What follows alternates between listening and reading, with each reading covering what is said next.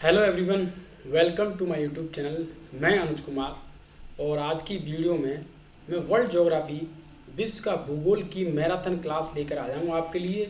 और जिसमें मैं आपके वर्ल्ड के जितने भी पॉपुलर क्वेश्चन हैं जो आपके एंट्रेंस एग्जाम वनडे एग्जाम में आए हैं वो सारे कवर करने वाला हूँ। मैं आपको वर्ल्ड ज्योग्राफी 2 से 3 मैराथन क्लास देने वाला हूँ जिसमें आपके सारे क्वेश्चंस कवर हो जाएंगे और कोई बुक पढ़ने की आपको ज़रूरत नहीं पड़ेगी। तो चलते हैं और डिस्कस करते हैं। बात करते हैं। सबसे पहला क्वेश्चन है हमारे सामने, भू आकृति विज्ञान मतलब जियोमॉर्फोलॉजी। किस तरीके से हम बोलते हैं भू जो भूमि है उसकी आकृति क्या है, तो उसके अध्ययन की हम बात करते हैं तो जियोमॉर्फोलॉजी बोलते हैं। और उसके जन्मदाता कौन है, वो है पेसिन। मतलब आपकी जो पृथ्वी है, जो आपकी भूमि है, वो किस तरीके की डिजाइन की गई है, तो उसके अध्ययन को स्टडी ऑफ अर्थ हम बोल सकते हैं, या उसकी आकृति शेप कैसा है जियोमॉर्फोलॉजी के अंदर हम स्टडी करते हैं। वो किसने किया, पेसिन नाम का एक साइंटिस्ट था। नेक्स्ट में बात करूं क्वेश्चन नंबर 2, प्रसिद्ध भौगोलिक ग्रंथ, वेरी इंपॉर्टेंट। इसको हम बोलते हैं किताब उल हिंद के जो लेखक थे अलबरूनी थे। और अलबरूनी ये महमूद गजनवी के शासनकाल में बहुत ही जाना माना व्यक्ति था, सलाहकार था, एडवाइजर था और इसकी बहुत पूंछ होती थी, मतलब उसको बहुत लोग याद करते थे। नेक्स्ट में बात करूं क्वेश्चन नंबर 3 पर, वायु में आपेक्षिक आर्द्रता मापन हेतु कौन सा उपकरण प्रयोग किया जाता है। हम बात करें वायु मीन्स एयर, और आर्द्रता की हम बात करते हैं तो आर्द्रता का मतलब होता है ह्यूमिडिटी। मतलब जब आप समुद्र किनारे जाते हैं तो आपकी स्किन चिपचिपी सी हो जाती है, चिपचिपापन जो होता है उसको हम बोलते हैं हाइग्रोमीटर। हाइग्रोमीटर ये जो है हम अपना जो है ह्यूमिडिटी इन्वायरमेंट के अंदर कितना चिपचिपापन है उसको मेजर करते हैं। नेक्स्ट में बात करूं इस क्वेश्चन को, अगर कोई मेरा खिलाड़ी समुद्र किनारे रहने वाला है वो इस चीज़ को जानता होगा कि समुद्र किनारे जब रहते हैं तो वहाँ पर ह्यूमिडिटी ज़्यादा होती है। रिएक्टर स्केल का प्रयोग किसके मापन में किया था। रिएक्टर स्केल आप सब जो जानते हैं, रिएक्टर एक स्केल है और उससे हम भूकंप अर्थक्वेक जब आता है, जब हम बात करते हैं जब अर्थक्वेक की हम बात करते हैं तो मतलब भूकंप के झटके आते हैं वो रिएक्टर स्केल से मेजर करते हैं। और क्वेश्चन बनता है सबसे ज़्यादा भूकंप किस देश में आते हैं, वो है जापान। और जापान की राजधानी क्या है, वो है टोक्यो। ये एग्जाम में कई बार क्वेश्चन पूछा गया आपके। नेक्स्ट में बात करता हूँ क्वेश्चन नंबर 5, भूकंप के एक ही समय पर आने वाले स्थानों को मिलाने वाली रेखा को क्या कहते हैं। उसको हम बोलते हैं होमोसिस्मल। कहने का मतलब है कि ये आप एक समुद्र है और इसने बोला भूकंप के एक ही समय पर आने वाले स्थानों को मिलाने वाली रेखा को क्या, मतलब एक ही प्लेस पर ये सारी चीज़ें जो बोलते हैं ना, उसका जो फोर्स जो होता है वो एक ही जगह पर स्टोर हो जाए, एक ही जगह पर करके उसको हम बोलते हैं। 6 क्वेश्चन की बात करूं, समान चुंबकीय झुकाव वाले स्थानों को मिलाने वाली रेखा को क्या कहलाते हैं। उसको हम बोलते हैं आइसोगेनल। ये भी क्वेश्चन आपके एंट्रेंस एग्जाम में आया, आप चेक कर सकते हैं, previous year Banaras Hindu university के एग्जाम। नेक्स्ट में बात करूं क्वेश्चन नंबर 7, सूर्य और पृथ्वी के मध्य न्यूनतम दूरी कब होती है। मतलब ये है हमारा सूर्य और ये है हमारी पृथ्वी, मतलब हमारा जो सन है और हमारी पृथ्वी है उसके बीच की जो न्यूनतम दूरी जो होती है वो 3 जनवरी को होती है। आप सब लोगों ने सुना होगा उपसौर और अपसौर, मैं लिख देता हूँ यहाँ पर उपसौर और अपसौर। तो सभी खिलाड़ी कमेंट करके बताएं कि उपसौर कब होता है और अपसौर कब होता है। ये आपके एग्जाम में क्वेश्चन पूछा गया है, आप सर्च कर सकते हैं। नेक्स्ट में बात करूं 8 क्वेश्चन की, सौरमंडल का दूसरा सबसे बड़ा ग्रह कौन सा है। जैसे कि मैं बात करूं यहाँ पर मैंने आपके सामने सन बना दिया, सन ये मैंने रेंज निकाल दी। तो इस तरीके से जो है हमारे जो प्लैनेट्स बने हुए हैं, ग्रह बने हुए हैं।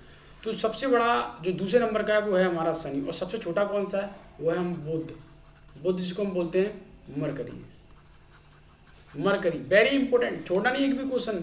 नेक्स्ट में बात करूं क्वेश्चन नंबर 9 की, सूर्य के सबसे दूर कौन सा ग्रह है, उसको हम बोलते हैं ब्रह्म। और जब हम बात करते हैं सूर्य की, तो सूर्य में हमारे मतलब सौरमंडल में हमारे 8 प्लैनेट हैं और एक प्लैनेट था जिसका नाम क्या था जो हमने हटा दिया है, वो आपके लिए क्वेश्चन है, आप मेरे को कमेंट बॉक्स में मैसेज करेंगे। नेक्स्ट क्वेश्चन है आपका, कांगो घाटी में किस प्रकार की जलवायु पाई जाती है। सबसे पहले मैं आपको बता दूं कांगो घाटी आखिर में है क्या। हमारी जो है, हम जब बात करते हैं वैली, घाटी मीन्स होता है वैली, मतलब हमारे जंगल हैं, जो हमारे पर्वत हैं, उनमें किस किस टाइप के जंगल देखने को मिलते हैं। तो कांगो घाटी जो मिलती है उसमें जलवायु पाई जाती है वो विषुवतीय जो रेखा होती है। जैसे कि मैंने ये अर्थ बनाया और इस अर्थ को मैं 20 से डिवाइड कर देता हूँ, तो इसको हम बोलते हैं विषुवतीय रेखा, ये 20 से है।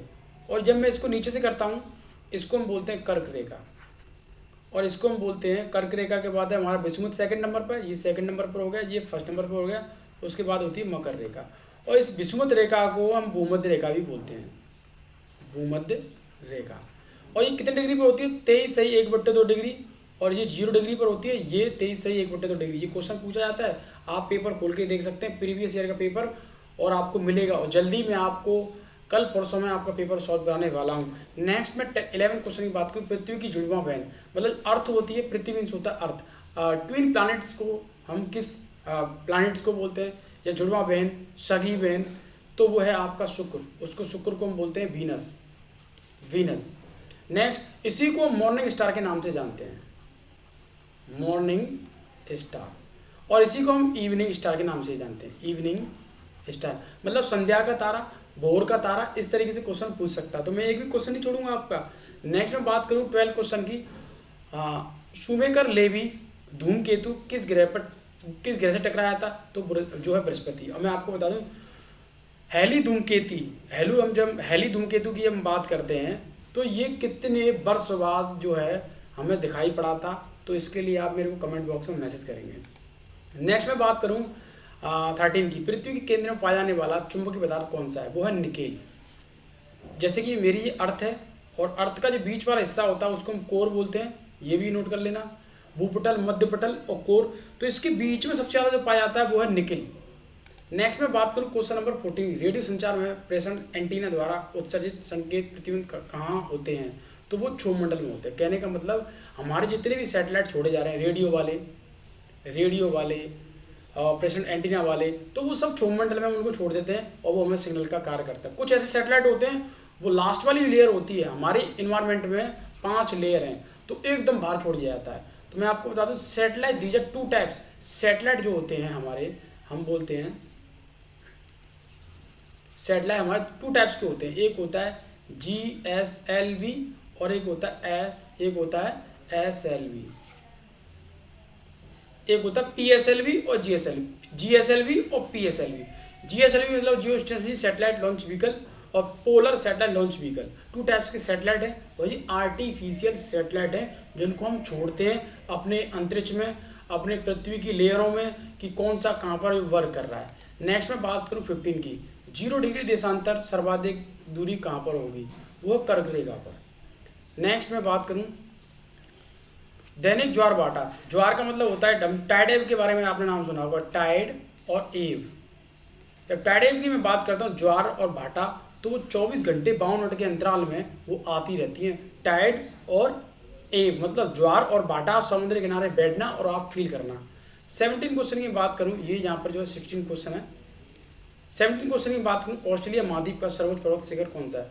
मतलब आपको एक पर्वत शिखर याद करना है। मतलब वर्ल्ड में जितनी भी पॉपुलर कंट्री है, जैसे अमेरिका है, कॉन्टिनेंट हो गया, अफ्रीका हो गया, इंडिया हो गया, ऑस्ट्रेलिया हो गया, तो इसकी जो सबसे ऊंची जो पिक है वो है माउंट कोसियुस्को। नेक्स्ट में बात करूं क्वेश्चन नंबर 18 पर।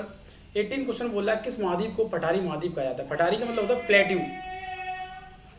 प्लेट्यू का मतलब होता है एक ऐसा पर्वत, मतलब जो एकदम फ्लैट हो, जो टब होता है, टब के आकार का, वो है अफ्रीका।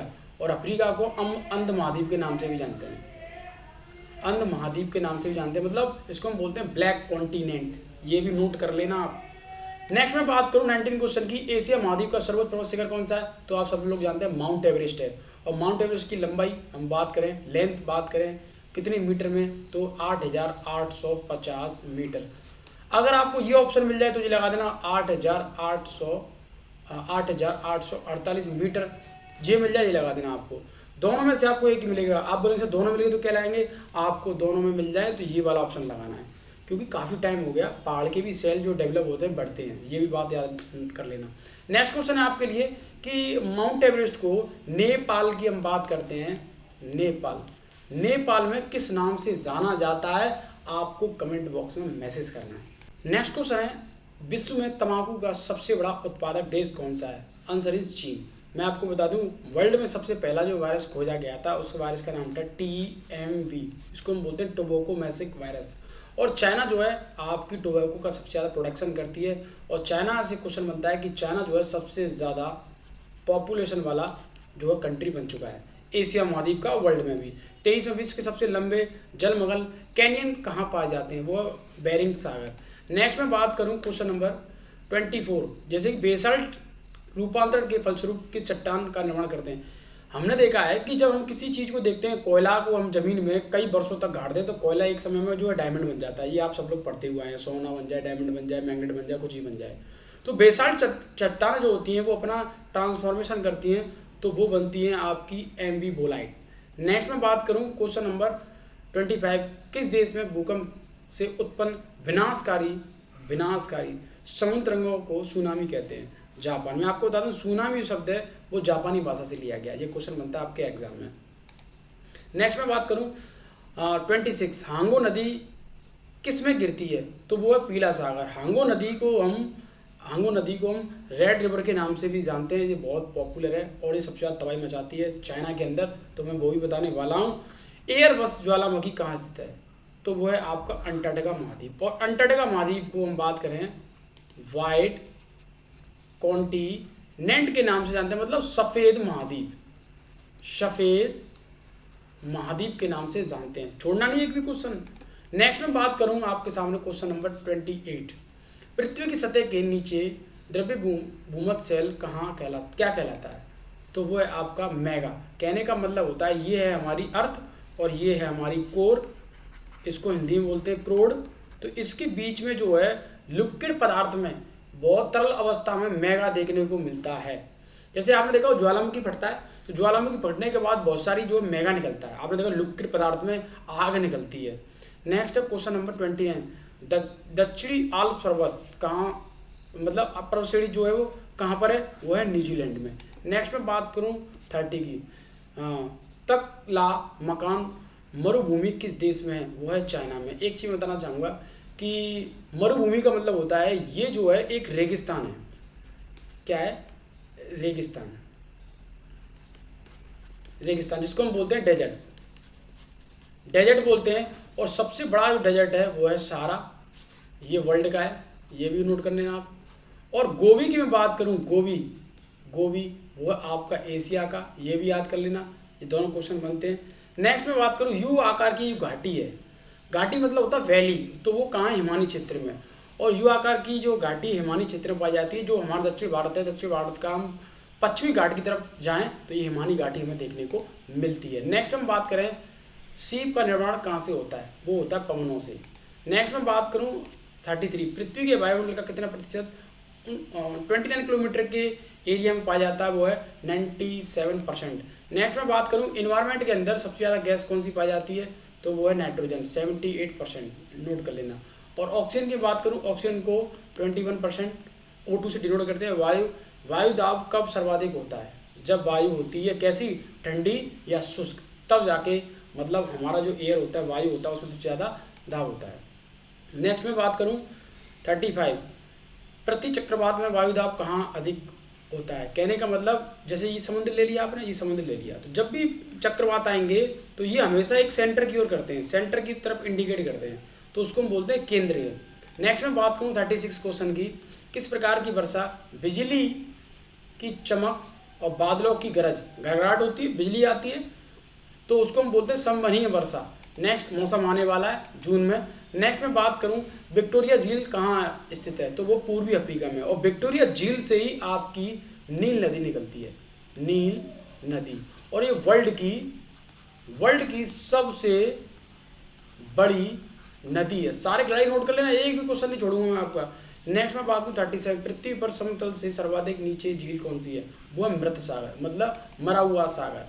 एंजल जलप्रपात, वेरी इंपॉर्टेंट क्वेश्चन, एंजल जलप्रपात जो है वो किस नदी पर बना हुआ है, वो बना हुआ आपका ओरिनोको।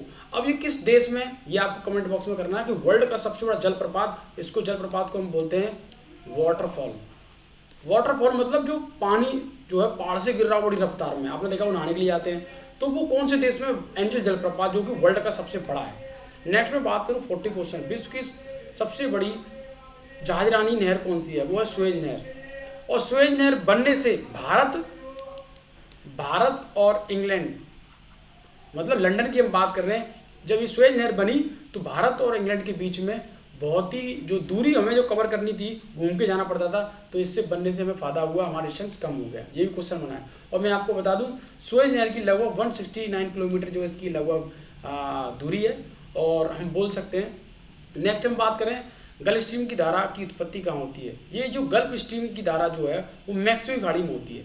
मैक्सिको की खाड़ी मतलब मैक्सिको, ये वर्ल्ड की सबसे बड़ी खाड़ी है गल्फ ऑफ मैक्सिको, जो कि कहाँ पर है, यूएसए अमेरिका। हालांकि मैक्सिको सिटी एक अपने आप में एक बहुत बड़ा शहर है, यूएसए का पार्ट माना जाता है, और इसकी जो कैपिटल है मैक्सिको सिटी है, इसी में गल्फ ऑफ मैक्सिको है, दुनिया की सबसे बड़ी खाड़ी है। और हम भारत की बात करें तो भारत की सबसे बड़ी खाड़ी कौन सी है, बे ऑफ बंगाल, जिसको हम बोलते हैं पश्चिम बंगाल, जो नज़दीक में। नेक्स्ट हम बात करें दक्षिण अमेरिका में शीतोष्ण घास स्थानों को क्या कहते हैं, तो हम पैम्पा बोलते हैं। देखो एक बात बता दूँ आपको, ये मेरी मैराथन क्लास है, मैं इसमें ज़्यादा से ज़्यादा क्वेश्चन कवर कर रहा हूँ। ये जो चीज़ें मैं बता रहा हूँ इससे रिलेटेड आप सारे क्वेश्चनों को कवर कर लो, आपका एक भी क्वेश्चन छूटने वाला नहीं है। घास के मैदान ये आपका फिक्स क्वेश्चन रहता है, आप कोई से पेपर उठा के देख सकते हैं। कैपिटल्स आपकी फिक्स रहती हैं, तो ऐसी चीज़ों पर आप सबसे ज़्यादा फोकस करना है। जॉर्डन और इजराइल के मध्य कौन सा सागर है, जॉर्डन और इजराइल, तो वो है आपका मृत सागर। नेक्स्ट में बात करूं क्वेश्चन नंबर 44, सरगासु समुद्र किस महासागर में है, तो वो है अटलांटिक महासागर। अटलांटिक महासागर में आपने नाम सुना होगा बरमूडा ट्रेंगल। जो बरमूडा ट्रेंगल है वो आपका अटलांटिक महासागर में, और ये ट्रेंगल जो है इस तरीके का देखने को मिलेगा, सबसे डेंजर जोन माना जाता है। इसमें जो है जो हमारे जो जहाज जो शिप आते हैं वो इधर से ना जाकर वो इधर से मूव करते हैं, जो भी इधर के नियर जाता है तो उसका जो है डिस्ट्रॉय हो जाता है। नेक्स्ट में बात करूं क्वेश्चन नंबर 50 की, चीन का शोक किस नदी को कहा जाता है, तो वो हांगो नदी, जो कि मैं आपको बता रहा था। 2 क्वेश्चन बनते हैं, चीन का शोक हांगो नदी, बिहार का शोक कोसी नदी, बंगाल का शोक आपको कमेंट बॉक्स में मैसेज करना है। नेक्स्ट में बात करूँ क्वेश्चन नंबर 51, विश्व की सबसे व्यस्त व्यापारिक नदी कौन सी है, वो राइन नदी। इसमें सबसे ज़्यादा हमारे जो शिप होते हैं वो इधर से उधर एक्सपोर्ट इम्पोर्ट में बहुत बड़ी भूमिका निभाते हैं। नेक्स्ट में बात करूँ 52, विश्व में सबसे ऊंचा बांध कौन सा है, वो है आपका रेगनविंस्की, जो कि ताजिकिस्तान में। अगर ये नहीं मिलेगा आपको तो भारत का सबसे बड़ा जो हमारा एक बांध है, जो कि हमने इंडिया में पढ़ते हैं कि इंडिया का सबसे बड़ा बांध कौन सा है, वो भी क्वेश्चन आपके एग्जाम बना है, तो आपको कमेंट बॉक्स में मैसेज करना है कि वो कौन सा बांध है। अगर आप कमेंट करेंगे तो इसका मतलब आपकी प्रिपरेशन अच्छी है, अगर आप नहीं कर पा रहे हैं इसका मतलब आपको वो याद नहीं है। नेक्स्ट में बात करूँ 53, पेरिस शहर किस नदी के तट पर है, तो वो सीन नदी। मतलब इंडिया की जितनी भी पॉपुलर सिटी हैं उन सब को आप याद कर लो कौन सी नदी पर, मेरी वीडियो भी पड़ी हुई है। और इंडिया की मोस्टली तो मैंने आपको बता रखी है, जैसे हम बात करें आगरा यमुना, दिल्ली यमुना, मथुरा यमुना, बनारस आपकी गंगा, बिहार की हम कैपिटल की बात करें पटना आपकी गंगा, इलाहाबाद की हम बात करें 3 नदियों का संगम। ये फिक्स है क्वेश्चन आपके एग्जाम में। 44, फ्रांस की बोडो बंदरगाह किस नदी पर है, तो वो गैरुल नदी पर है। नेक्स्ट में बात करूं 55, जमशेदपुर शहर किन नदियों के संगम पर बसा हुआ है, तो वो स्वर्ण रेखा। इसमें स्वर्ण रेखा एक नदी है, इसमें सबसे ज़्यादा गोल्ड पाया जाता था, इसीलिए गोल्ड सोने के नाम पर इसका नामकरण किया गया था। मतलब अवसर इसमें देखने को मिलते थे, मिनरल्स मिलते थे। विश्व में सर्वाधिक लवणता किस झील में पाई जाती है, वो वॉन्स झील। हम वर्ल्ड की बात कर रहे हैं, और हम सांबर झील की बात करें इंडिया के अंदर, मैं भी इंडियन ज्योग्राफी की बात नहीं कर रहा हूँ, तो यहाँ वर्ल्ड ज्योग्राफी। तो एक क्वेश्चन बता देता हूँ, जो आपकी सांबर झील है, सांबर झील ये सबसे ज़्यादा लवणता वाली झील है, मतलब साल्ट सबसे ज़्यादा हम बोलते हैं। और ये बहुत ही महत्वपूर्ण क्वेश्चन आपके एग्जाम बनता है कि इंडिया की सबसे बड़ी खारे पानी की झील क्या है, तो उसका नाम है चिल्का झील, वो कहाँ पर है, उड़ीसा में। नेक्स्ट मैं बात करता हूँ रबड़ किस प्राकृतिक प्रदेश की उपज है, मतलब किस जोन में पाई जाती है, तो वो विषुवत रेखा। अब विषुवत रेखा क्या होती है, ये मैंने अर्थ बना दिया, इसको मैंने 0 डिग्री पे कर दिया, और इसको मैंने 23.5 डिग्री पे कर दिया, और इसको मैंने 23.5 डिग्री पे कर दिया। तो ये जो है इसको हम बोलते हैं कर्क रेखा, इसको हम बोलते हैं विषुवत रेखा, और विषुवत रेखा को हम भूमध्य रेखा, और इसको हम बोलते हैं मकर रेखा। तो इस वाले जोन में सबसे ज़्यादा प्रोडक्शन इन चीज़ों का होता है। और ओवरऑल इन पूरे जोन को मिलाता हूँ तो इसको हम बोलते हैं ट्रॉपिकल जोन, उष्ण कटिबंधीय। इसी में सबसे ज़्यादा हरियाली, वर्षा, बहुत सारे एनिमल्स इसी जोन में देखने को मिलते हैं, इसको हम बोलते हैं उष्ण कटिबंधीय ट्रॉपिकल जोन। अगर मैं आपको एक और चीज़ बताना चाहूँगा कि अगर आपकी तैयारी हो चुकी है तो एक ही माध्यम है अपनी नॉलेज को चेक करने का, पेपर टफ आने वाला है, घबराना नहीं है, आपको अपनी एक्यूरेसी पर फोकस करना है। ज़्यादा से ज़्यादा क्वेश्चन आपको जो है सही करने, गलत कम करने। मैक्सिमम क्या करते हैं, तुक्का बहुत मारते हैं, तो सारे नेगेटिव में चले जाते हैं। तो आप प्रैक्टिस सेट जो है टारगेट एकेडमी ऐप से जो आप लें और वहाँ से अपनी प्रैक्टिस करें और अपनी एफिशिएंसी को जो है चेक करें कि हमारी कितनी तैयारी है। उससे आपको आइडिया लग जाएगा कि मेरा सिलेक्शन होने वाला है या नहीं होने वाला। अगर आप 40 भी क्वेश्चन राइट कर देते हैं नेगेटिव मार्किंग काट पीट के, तो मैं दावे से बोल सकता हूँ 50 क्वेश्चन सही कर दें तो आपका सिलेक्शन श्योर है, आपको कोई नहीं रोक सकता। तो आप अपनी एफिशिएंसी को चेक करने के लिए टेस्ट सीरीज ज़्यादा से ज़्यादा लगाएं। तो मिलता हूँ नेक्स्ट वीडियो के साथ। Thank you. जय हिंद।